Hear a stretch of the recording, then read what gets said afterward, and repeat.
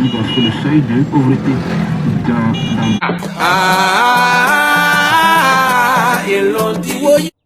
Oui, souvent je ne parle pas de leadership dans mes vidéos parce que dans les peuples assis dans les ténèbres, là nous sommes dans Matthieu 4, verset 16, les gens n'aiment pas le leadership.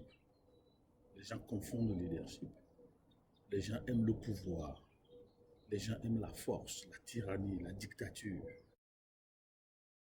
Parce que c'est un coup-circuit vers des avantages socio-politico-économiques, ce que j'appelle des valeurs ajoutées socio-politico-économiques de leadership dans ma vidéo parce que les gens aiment ce que James Burns appelle la peuplification, la popularité, parce que ça donne des avantages. Et comme on le dit aux États-Unis, qu'est-ce que vous savez faire? En Europe, on vous demande, vous avez quel diplôme? Et en Afrique, on dit, qui est-ce que vous connaissez? Donc cette peuplification fait que on fait la négation du leadership. Donc on veut être seigneur, on veut être maître, on veut être gourou, on veut dominer les gens. Et ceci nous ramène au monde médiéval. En Chine, on l'appelle le mandat du ciel. En Europe, on l'appelle le droit divin des rois, où les rois étaient absolus. Et en Afrique, je vais prendre deux Afriques. L'Afrique moderne, avec ce qu'on appelle la politique démocratique, où ce mandat du ciel, ce mandat divin des rois devient la toujours-cratie, où le pouvoir de monter au pouvoir devient le pouvoir de rester au pouvoir. Et les deux piliers, ou les deux poumons, ou les deux obus de cette toujours-cratie, c'est le familisme et l'ethnocratie. Et au mieux, cela reflète Ésaïe 33, verset 22, qui nous dit « Dieu est notre juge, Dieu est notre législateur et Dieu est notre roi », la concentration du pouvoir. Lorsqu'on parle de la démocratie, c'est cette décomposition de la souveraineté de Dieu, incarnée par des rois absolus, des papes absolus, des prêtres absolus, et qui a occasionné la réforme, c'est ce qui a fait naître la démocratie. Donc quand vous demandez la démocratie, en fait la démocratie c'est la fille de l'Église. Mais à la naissance du gouvernement humain, Dieu n'a conféré que deux pouvoirs, il n'y avait que deux branches. Il y avait le judiciaire et l'exécutif.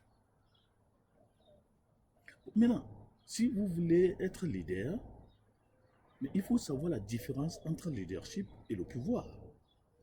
Le leadership est l'autorité. Et vous attendez des gens dire, en vertu des pouvoirs qui me sont conférés. En fait, cette phrase dénote que je reconnais que le pouvoir que j'incarne ne vient pas de moi. Et en Afrique francophone, les chefs d'État, d'habitude, disent cela en vertu des pouvoirs qui me sont conférés par qui? Par l'État. L'État, c'est le peuple. L'État, ce n'est pas le gouvernement. L'Afrique francophone doit savoir cela. Donc, le pouvoir et l'autorité sont ce que nous appelons des pouvoirs organisationnels. Ce sont des pouvoirs verticaux, hiérarchicaux, qui nous sont conférés par une structure. Ce sont des pouvoirs qui ne viennent pas de nous, nous incarnons ce pouvoir, nous représentons une organisation. Donc le leadership, c'est une influence.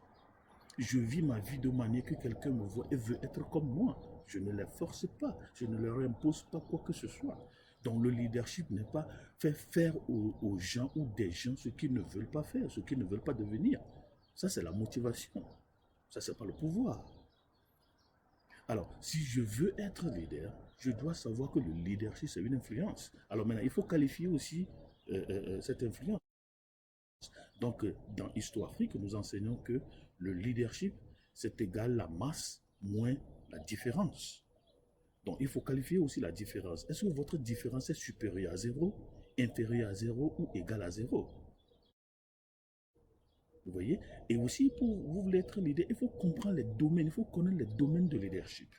Nous avons le leadership exécutif, nous avons le leadership social et nous avons le leadership organisationnel. Donc, si vous voulez être leader, il faut savoir quel domaine vous voulez être.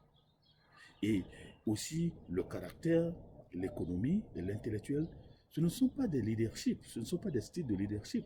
Ce sont des prédisposants ou des disposants à la qualité de votre leadership. Il faut avoir le caractère, il faut être exemplaire, il faut être modèle. Et il faut avoir de l'argent. Et il faut être smart, hein, spécifique, mesurable, atteignable et réaliste et puis temps orienté.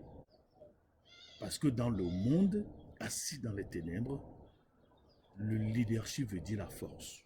Le leadership n'a jamais été égal à la force. Le leadership veut dire influence. Est-ce que vous avez une influence positive ou négative? Est-ce que vous avez une influence zérophonique qui rime bien avec francophonique? Est-ce que vous avez une influence hypertonique, supertonique, orpertonique? Ou bien vous avez une influence isotonique? Quand vous avez une influence hypertonique, c'est-à-dire vous êtes supérieur à la masse, vous êtes un modèle à suivre, vous êtes supertonique. Mais si votre leadership, votre différence égale à zéro, hein, vous êtes hypotonique. Hein, vous êtes en dessous de la barre. Mais quand votre leadership est égal à zéro, vous êtes isotonique, vous n'êtes pas différent de ceux que vous dirigez. Vous voulez que je parle de leadership? Voilà notre premier cours sur le leadership. Vous êtes dans Histo Afrique, levez le voile colon et laissez parler la Bible elle-même. Au revoir.